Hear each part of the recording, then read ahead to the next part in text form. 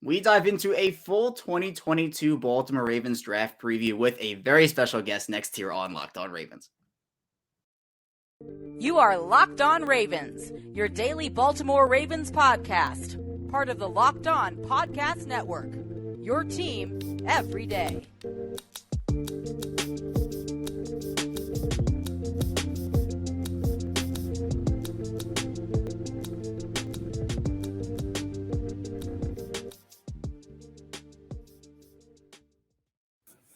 As we return here with another episode of Locked On Ravens, your daily Baltimore Ravens podcast. I'm your host, Kevin Ostreicher of Ravens Wire. Of course, we're here on the Locked On Podcast Network, your team every day. Thank you for making Locked On Ravens your first listen of the day. We're free and available on all platforms. And today's episode is brought to you by Blue Nile. This Mother's Day, give mom something she'll treasure forever with fine jewelry from BlueNile.com and Locked On Sports listeners get $50 off $500. Use code Locked On at checkout. And we're here today. It is a midweek edition episode, Wednesday.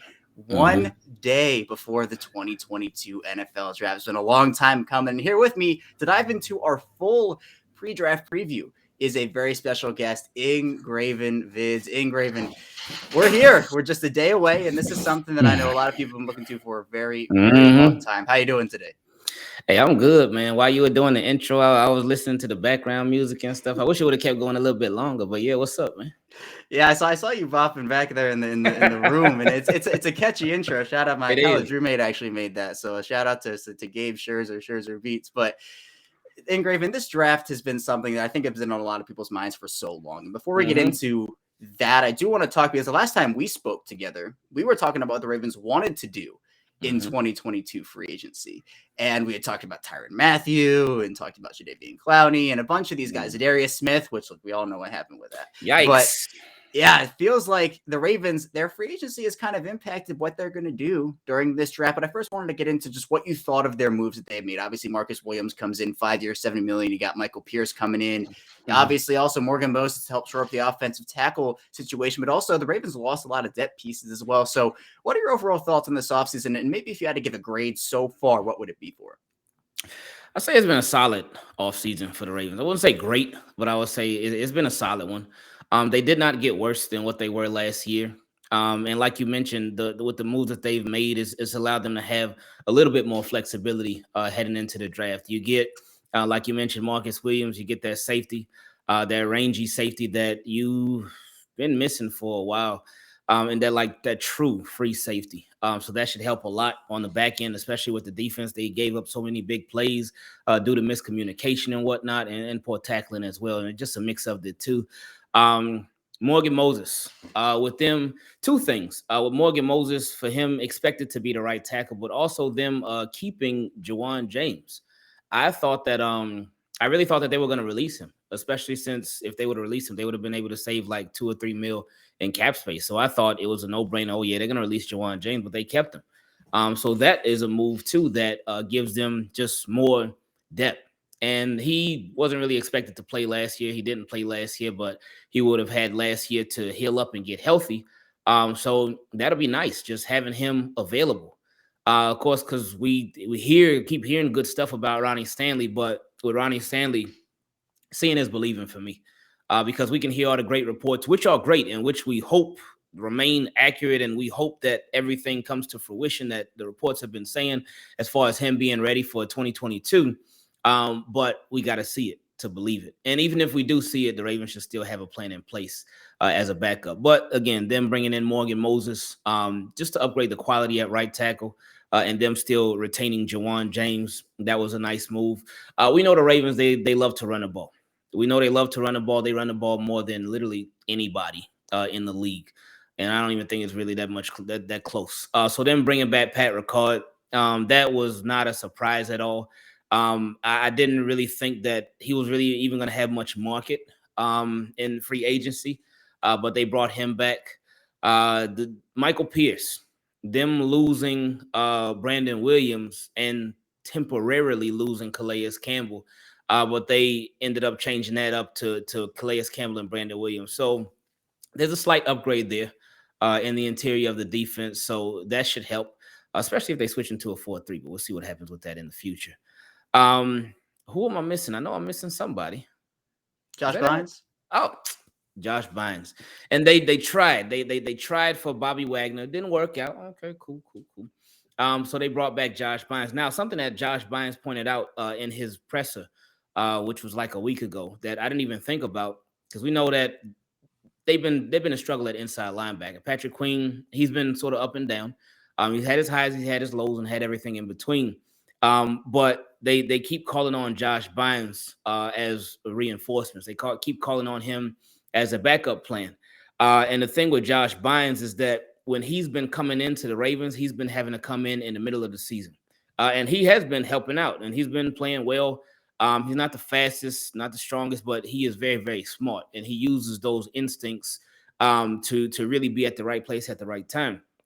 But now, one advantage that Josh Bynes will have is that he'll be here for the offseason, because he's never here for the offseason. He always get called up in the middle of the year.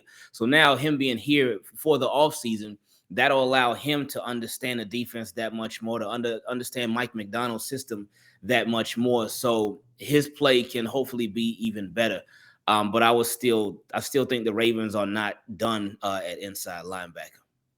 No, and the draft will certainly be an area they can address that, add a lot of talented prospects. And that's where I want to go with you next, Ingraven, because the Ravens have addressed some of their needs during free agency. I know a lot of people had talked about the need for a ball hawking safety, whether that came in free agency or the draft. Obviously, they get Marcus Williams. That kind of eliminates that need. But there are other needs that have either been amplified through free agency, or they've signed one player but might need another one. So how do you think free agency has impacted Baltimore's draft strategy as a whole going into this draft? We know that a lot of the talk during the season, and of course during the off season, have been offensive tackle, really offensive line. They lost Bradley Bozeman. He went to the Panthers. Ronnie Stanley, his status is in question. Alejandro Villanueva, he retired. So you definitely want to upgrade there.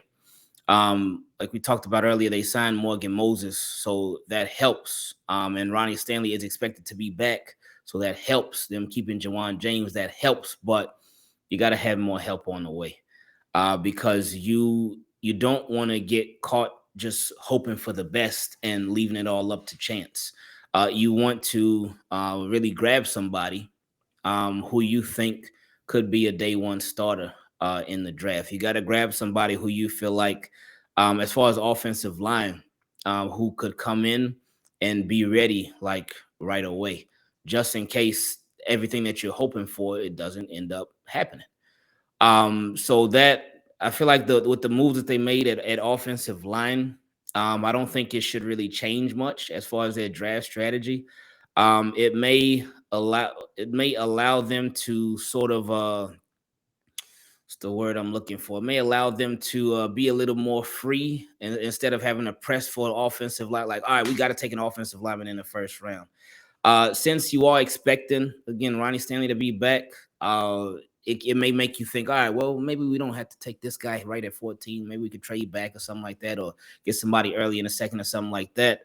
Now, as far as like we talked about linebacker, I would expect them to address that probably in rounds 3 in rounds 3 or 4.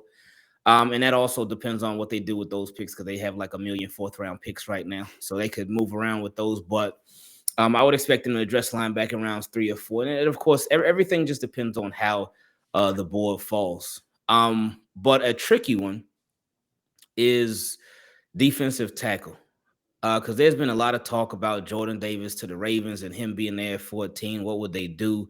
Especially because he's the type of player that the Ravens like, a big, nasty guy up front. And he could make life easier for just everybody else on defense. But they did bring back Calais Campbell. He's obviously not the future, though. They did bring back Michael Pierce. He's not the future. And not that you're going to have your future plans for your franchise at every single position. You want to have that as much as you can, but you're not going to have it at every single position. But it's going to be interesting to see how that position gets impacted, because you need somebody that's very disruptive up front. It would just make your defense that much better, and that much more efficient too. And just stopping these opposing quarterbacks. We know it's a passing league. And if you could have somebody that can provide that interior pressure to really get after the quarterback and disrupt everything that he's doing, it just makes the defense flow so much smoother. So it's going to be really, I'm going to be curious to see how they go about that if the situation does present itself. If Jordan Davis comes available, Patrick Ricard, he doesn't really impact anything. Them bringing him back, I mean, they could have got an undrafted fullback, or they could have drafted another fullback in the 5th round, maybe, but they could have done so many different things.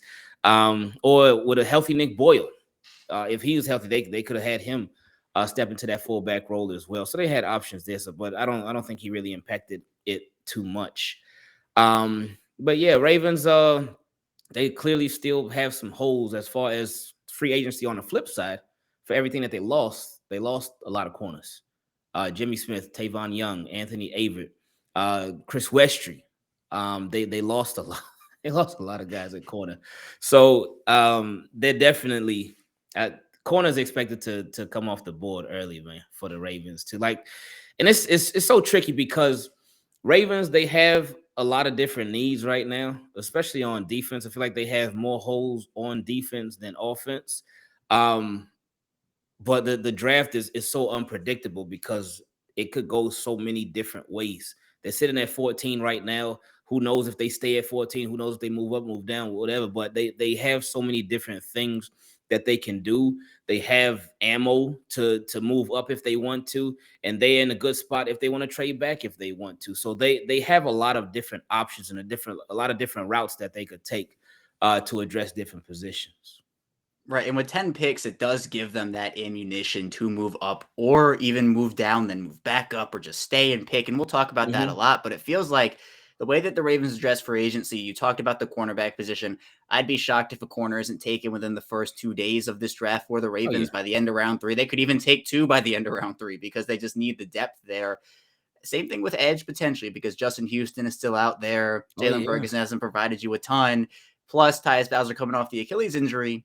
There's not a ton there. So if Jermaine Johnson falls to 14, if there's a opportunity to trade it up for Kayvon Thibodeau, there are so many different options. But the Ravens, I think, have set themselves up well to not be too pigeonholed into taking a certain position in a certain round. They can be a little bit flexible while understanding that they have certain needs elsewhere. So I like what they did this offseason. Obviously, not a perfect offseason. Some heartbreak in there with Darius Smith and Bobby Wagner, but I feel like they set themselves up well for this draft, and we'll talk about that more in the second segment. So we'll head into our first break. We'll make it back. We'll be diving into some trade up and trade down scenarios for the Ravens, so be sure to stay tuned for that. But first, whether she prefers a statement piece or an everyday subtle elegance, BlueNile.com has fine jewelry options for every mom. Shop high quality, classic diamond earrings, elegant tennis bracelets, or gemstone pendant necklaces. And you can really mark Mother's Day with something enduring. So a classic diamond stud earring set, elegant tennis bracelets, those birthstone pendants, and so much more on BlueNile.com. So this Mother's Day, give moms women so treasure forever with fine jewelry from BlueNile.com.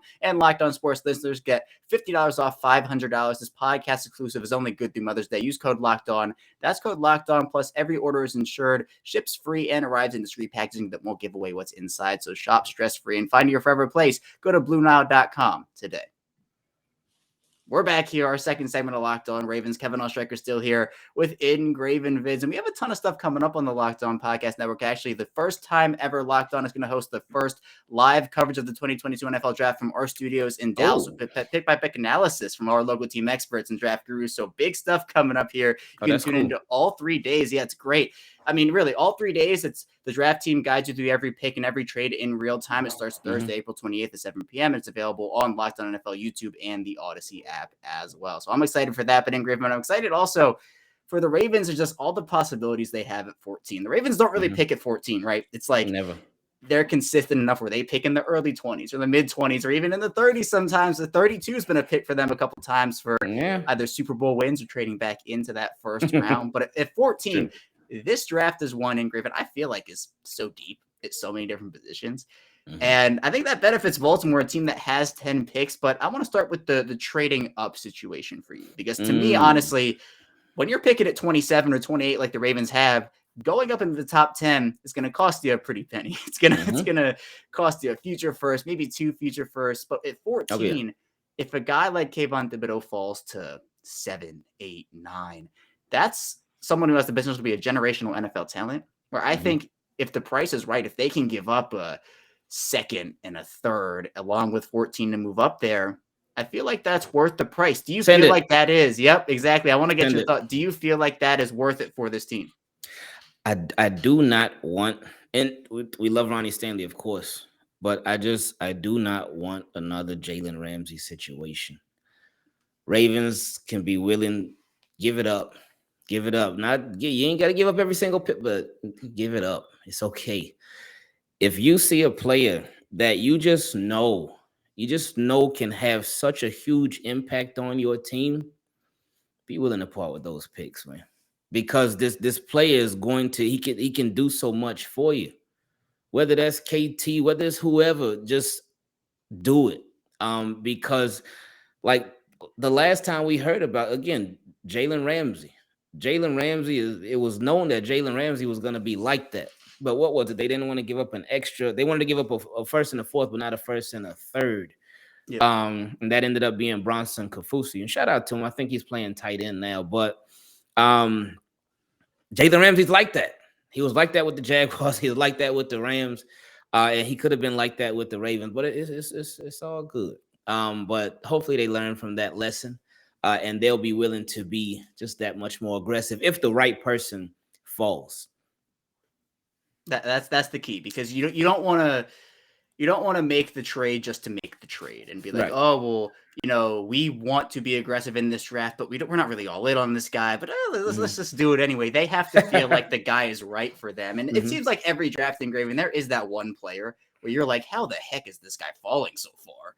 And you're thinking of a team now with the Ravens who have that 14th pick as ammunition. I feel like they could move up and take that player, especially if there is a run on quarterbacks in the top 10, or maybe a run on wide receivers in the top 10 as well. The Ravens don't necessarily need, well, they don't need a quarterback for sure, but they don't necessarily need to take a wide receiver at pick number 14. So if Jameson Williams and Drake London go, or Garrett Wilson goes, and that pushes a guy further down the draft board, the Ravens could make that move. And I think that'd be worth it for him. But I do want to sprinkle in some mailbag questions here and start off with one from Afi Defoe, who kind of gets into what we were just talking about and says, hey, Kevin, again, thanks for your work in the community. Do you think it's a good idea to give away picks for some trade up? For example, having only 6 picks, but all in the first 3 rounds. Have a nice day. Well, you have a nice day too, and thank you for your kind words. But I mean, it feels like, imagine Ingraven, the Ravens moving off of some of those late round picks and getting those top 100 selections in a deep draft class where people are saying these 3rd round picks in a regular draft would be 2nd rounders. Do you feel like 6 picks in the first 3 rounds is something that would benefit Baltimore this year? Something that I've been saying all offseason: quality over quantity. Quality over quantity, and that would be the perfect example of doing just that. If they could go from 10 picks in all the rounds versus 6 picks in just the first 3-4 rounds, oh yeah, I'd be with that all day. Because they would have a higher chance of one making the roster, a higher chance of making an impact on the team, and just a higher chance of being quality players. Not to say that you can't get quality guys in later rounds, because we see it every single year, but having those guys early and the investment from the Ravens on their end, it would be there a lot more too. So yeah, I would be for that all day. And something that I think is key in that also is we know the Ravens' success with undrafted free agents and the ability for them to go out there and sign 2 guys who make the roster every year, undrafted guys, 1 guy who does it. We've seen that before. So if it's a difference between a 5th round pick giving up in a package, like if a team wants 100 and 196 to move up to 70 something, that's a no-brainer for me. I'm taking that and moving up if I'm the Ravens, because they've had success. And realistically, Ingraven, I wanted to get into just how many draft picks do you feel like can make this roster? Because we have 10 right now. The Ravens have 10 draft picks. And they have a lot of depth at certain positions. Plus, free agency isn't over yet. The Ravens can still add a player or 2. There is the undrafted factor as well. It just feels like 10 draft picks could be right on the edge of how many rookies draft picks could realistically make the roster. And we've seen before, it's very rare the Ravens do part with draft picks. They have done it more recently in the past than they did when Ozzie Newsome was the GM. But how many draft picks do you feel like realistically could make this roster with everything still to come with free agency and undrafted free agency?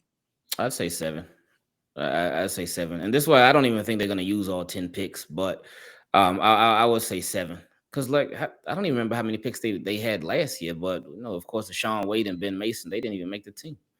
But yeah, I would say 7. And then I would think that if they were to use all 10 picks, which I don't think they will, but if they were, then I would think they would just send about 3 to the practice squad. Or you would hope that they will go to the practice squad because you can release them, and once they hit waivers, hey, somebody else might be like, oh, you know what, give me that. But I like that you mentioned you brought up the undrafted free agents, and those have been some big signings for the Ravens. Guys like Pat Ricard, who's still around right now. Gus Edwards, who's still around right now. And I remember when he beat out Mark Thompson. I thought Mark Thompson, I thought he was gonna be that dude. I really did. But Gus Edwards, he beat him out and he ended up making it. And he's still here to this day. So shout out to him. But and then yeah, free agency too. Because you hope that through the draft you can fill as many holes as possible, but you can't always fill every single hole on your team. And you may want to just get a little better at a certain position. So there's still free agency for the Ravens to make some moves. So yeah, I would say about 7 draft picks will make the squad out of the 10.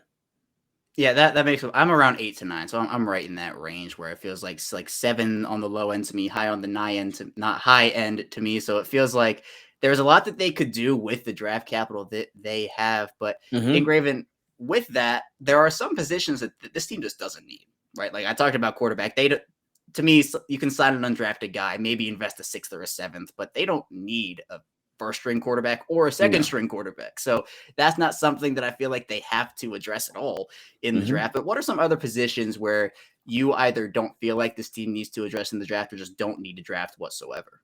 Oh, that's a good question. That they absolutely don't work fullback, kicker.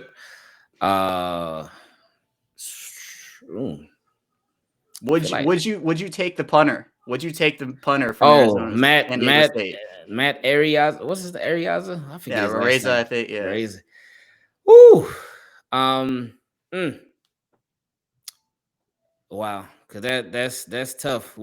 I hope that with Sam Cook, I hope that healthy Ravens team, Greg Roman on in P's and Q's, Lamar on his P's and Q's, receiver, everybody, the offense on their P's and Q's.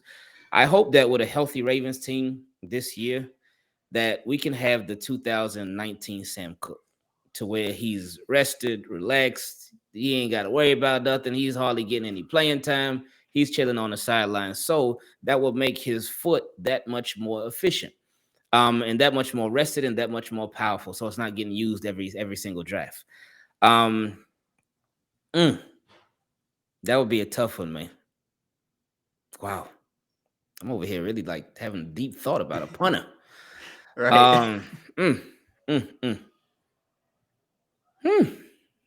mean, to me, it feels like with Sam Cook, the Wolfpack nostalgia that comes with him is like you want to keep him around. But for me, I feel like at the end of the day, he will probably still be on this roster. He is still one of the better punters in the league. And while Areza has this potential to be like this generational type punter, something that people have never seen before. And there have been people who are saying, okay, I'll phrase it to you this way. Would you use a 3rd or 4th round pick on a punter in this draft? In this draft, well, the Ravens got like 1 million fourths. So yeah. Yeah. If he's like that, then yeah. And yeah, that would be another member of the Wolfpack leaving. And because they already lost Morgan Cox, he went to the Titans, and then I think now he retired, I believe. I'm not 100% sure, I forget. But the kicks like from Justin Tucker, that's one thing that I was worried about. Like, man, Morgan Cox, he left, the Ravens cut him, but they got Nick Moore now. What's going to happen with the kicks? Is everything going to be straight? Well, the Ravens obviously believe in this Nick Moore guy that kept him around on the practice squad all year. And nothing changed as far as Justin Tucker with the field goals, anything like that. So with Sam Cook, who's been with the Ravens like literally forever, man, forever.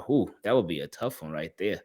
Because that's when you got to put the emotions to the side and you got to put on your business cap. So yeah, I would do it. I'm sure that's gonna break a lot of people's hearts, but you got it. It's a tough business. It's a tough billings, and oh boy, I think the NFL, it stands for not for long, but it also stands for no feelings or love, and you couldn't do that Mm. with in the business. So yeah, I would do it. I would take him.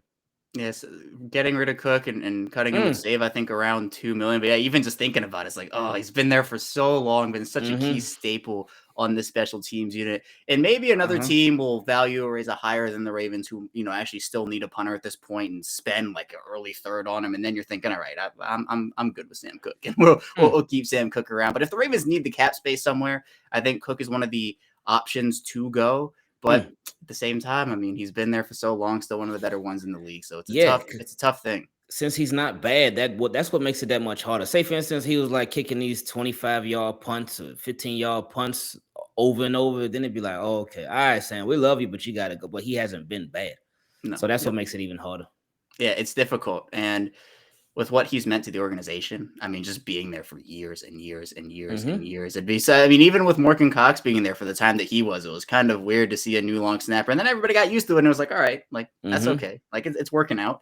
So eventually, Sam Cook will no longer be a Raven, whether it is this offseason or next year or the year after that or whenever. So we'll see what ends up happening with that situation. But just it's food for thought because, sometimes you don't expect, oh, wow, a punter in the 4th round. Like that's something that, a couple of years ago, no one would have done. But now here we are, and there's a talent that could potentially be worth that. And we'll see what the Ravens do. But we'll head into our final break. When we get back, we'll be diving into predictions for pick number 14 and what the Ravens do in this draft. So be sure to stay tuned for that. But first, let me tell you a bit about Built Bar. And this is the time of year people have given up on their New Year's resolutions. They're done, but don't do that this year. Stick to your resolution to eat right and do that with Built Bar. And really, it doesn't feel like a resolution because you really enjoy eating them when you do. And if you haven't tried the Built Bar Puffs, you're missing out on one of Built Bar's best tasting bars. They're a fan favorite. They have incredible flavors all over. They're covered in 100% real chocolate. They contain 130 calories, 4 grams of sugar, 4 net carbs, and 17 grams of protein. My personal favorite flavor is mint brownie, but they have others like coconut and coconut almond as well. So go to built.com, use promo code LOCK15, get 15% off your order. Use promo code LOCK15 for 15% off at built.com. We're back. Our final segment of Locked On Ravens, Kevin Allstrecker, still here with IngravenVids. And thank you for making Locked On Ravens your first listen today. Make your second listen Locked On NFL Draft with Ryan Tracy and former NFL cornerback Eric Crocker. But Ingraven, the Ravens, as we've said throughout this entire pre-draft process, and I'm sure as you've talked about a lot on your channel as well, the 14th pick is something that you cannot scoff at, and that it feels like this is something the Ravens have to get right in terms of what they do with it. And we've talked about trade up. We talked about trade down. Well, they could just stay put and say, you know what? The way the board falls is the way it's going to fall. And that's who the Ravens could potentially select. But there are nightmare scenarios with the board where like 4 edge rushers go, 3 offensive tackles, 2 cornerbacks. And then it leaves the Ravens with maybe some guys that aren't rated highly on their board or maybe a reach here or there. So who are a couple prospects that you would say, no thank you at 14, but I'd be fine to trade down for them? Probably Devin Lloyd, linebacker, because he's a Mr. Do-it-all type of guy. But at 14, I don't think the Ravens would pick him that high. I could see a scenario if they traded back somebody like him, maybe Penning or even Linderbaum, but with Penning, I think that's another one right there. To where I think it would be too high. Who else? Yeah, those will be some of the main guys right there. Because I feel like so many of the people that I've been thinking about, at 14, it's not a bad spot. At 14, because you got so much options, man. You got so much different, like, again, routes you could take. So those two would be probably the main ones, because as far as a lot of offensive linemen, like if he was to fall, and I know there's been people talking about that as a potential possibility, that's something that could go down. And so I wouldn't be mad if the Ravens were able to get him at 14, just to really provide that quality to the offensive line. So yeah, those two, Devin Lloyd and Penning, would be the ones. Yeah, I throw Linderbaum in there as well, as you talked about. I also throw George Karlaftis in there as a guy who I would be fine with it, maybe like 20 or 22, but 14 to me seems like a bit of a reach for me there. But I've long said that Trent McDuffie would be a trade down option. I'm okay with him at 14 now. I like him. I'm okay with Andrew Booth at 14 now. You have some of those players where your opinion can change on him in terms of, not that I thought McDuffie was a bad player, but just like, oh, maybe it's an 18 instead of a 14. But now with the way this board could potentially fall, I think McDuffie could be a solid option for them there. And Ingraven, I wanted to talk about just some of your favorite prospects at 14, because you talked about some of the guys that you would liked and had gotten to know. You like them at that spot. So who are your favorite guys for them at 14 if they do stay put? One of the guys that you just mentioned, McDuffie. I know a lot of people are a little up and down on him, but I really like McDuffie. I like how he's a good tackler. He ain't afraid to come in and tackle somebody behind the line of scrimmage, and also he excuse me, he just reminds me of Marcus Peters, man. He really does. He reminds me of a Marcus Peters, especially when he has the ball in his hands. He runs like Marcus Peters, and he just having a playmaker at the cornerback position. So I wouldn't be mad at that. Or another playmaker at the cornerback position. And just having somebody who would provide quality, because going against the Bengals, going against the teams like the Raiders. I mean, you look around all the AFC. The Browns, they're not done at wide receiver yet. The Steelers, they got some quality wide receivers over there too. Shout out to Miles Boykin. But you have to have good corners that can match those good wide receivers, and we're gonna be going up against a lot. Gonna be playing the Dolphins this year. They got some nice wide receivers over there, and I heard they just got a really, really nice one recently. But so that's why with a Trent McDuffie and guys like you mentioned too, both, I wouldn't be mad at that if Sauce somehow dropped. I wouldn't be mad at that either, because you do need corners. But another guy too would be Jordan Davis for me. That's the guy I just been talking about for a while now, and it just makes too much sense. Because I think the Ravens for sure, and of course things could change depending on how the board falls, but I think they're going defense in the first round, for sure. But Jordan Davis, the impact that he could have on Ravens defense, I feel like it would be tremendous. And of course you got options as far as pass rushes too, because just to have somebody, especially again if they switch to a 4-3, that could change a lot of stuff.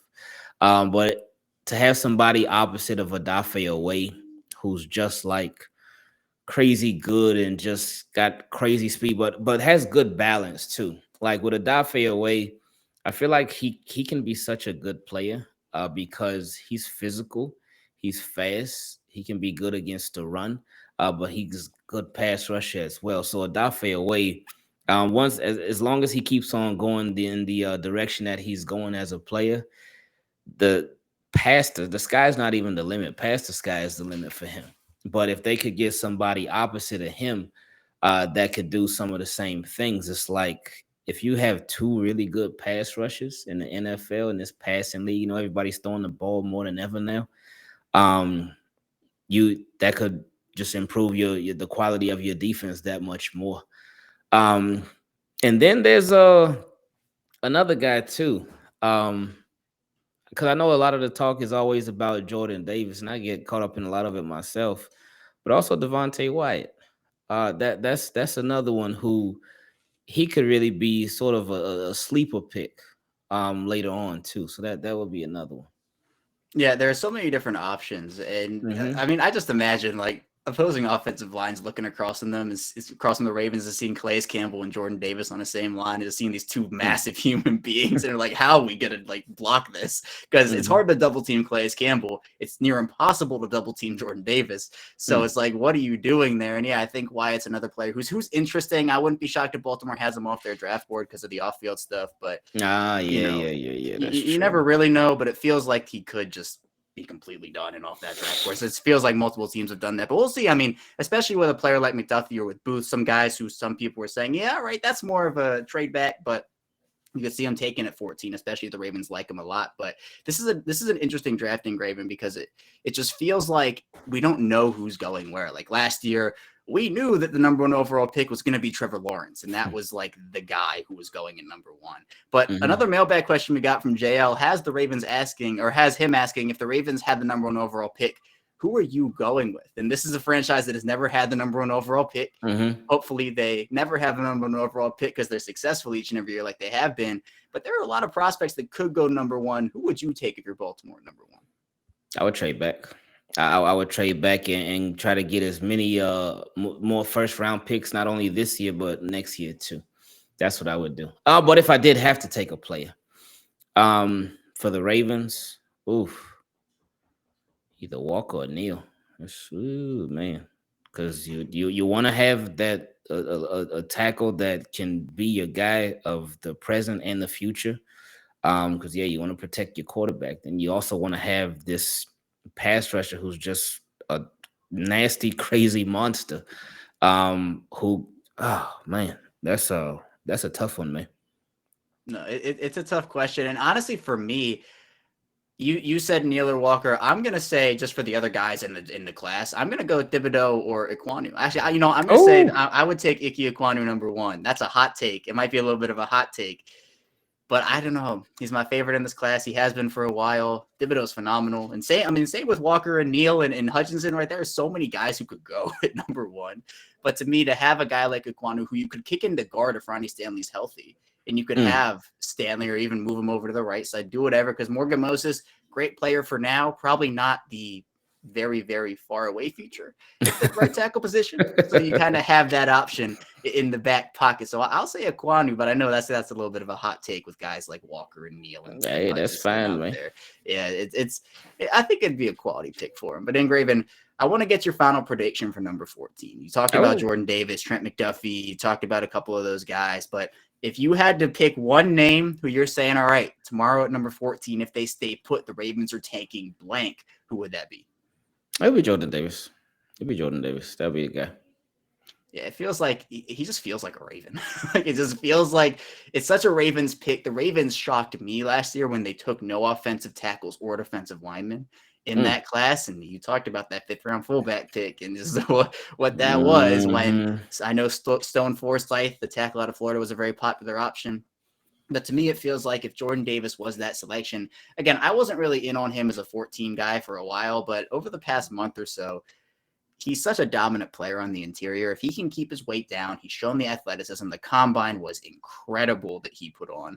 I think that's a pick that the Ravens could really benefit from. Not that it's a position of utmost need compared to edge and cornerback and offensive tackle, but this team is the best player available team. They have been for a while, and I feel like that's what they do at the end of the day. But Ingraven, that's all I have for you today. Thank you so much for hopping on and talking Ravens football. I'm excited for this draft, but tell people where they can find you and your work and what you're up to. You can find me at IngravenVids on YouTube, Twitter, Instagram. This team keep it clean. Everybody's welcome to come check out the channel, whether you're a Ravens fan or not. But I know all y'all are Ravens fans, so come through. Yeah. The Ravens, they are a team that people want to be in tune with. And Ingraven does a great job of keeping up to date with content on every move there. So be sure to check out his channel, subscribe. It'll all be in the description below, so you have that option to do so. But Ingraven, thank you again. This was wonderful. And when we get back here tomorrow on Locked On Ravens, it will be draft day. So we'll talk about a full draft day preview for the Baltimore Ravens in the 2022 draft. So be sure to stay tuned for that, and I will see you tomorrow.